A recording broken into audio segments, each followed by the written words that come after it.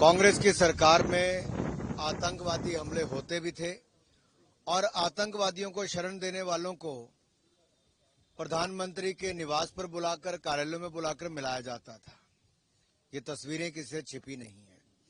और यहां तक कि कमजोर सरकार 10 साल तक जब केंद्र में रही तो एक के बाद दूसरे आतंकवादी हमले भारत पे बढ़ते गए।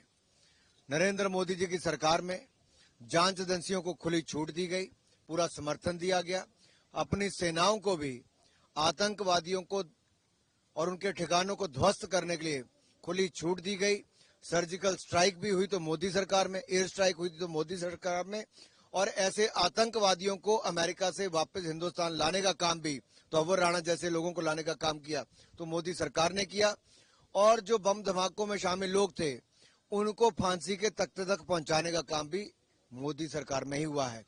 भारत पहले से ज्यादा सुरक्षित अपने आप को महसूस करता है और अंतर्राष्ट्रीय स्तर पे आतंकवाद के खिलाफ मोदी जी ने लगातार आवाज उठाई है, विदेश नीति में बदलाव लाए हैं, विदेशी सरकारों के साथ अलग अलग तरह पर, अलग अलग स्टेज पे जहां पे एग्रीमेंट्स किए गए और प्रयास किए गए, तभी जाकर ऐसे घिनौने लोग जिन्होंने आतंकवाद को बढ़ावा दिया उनको आज भारत पर प्रत्यर्पण किया है और उनको अब सजा भी देने का काम किया जाएगा।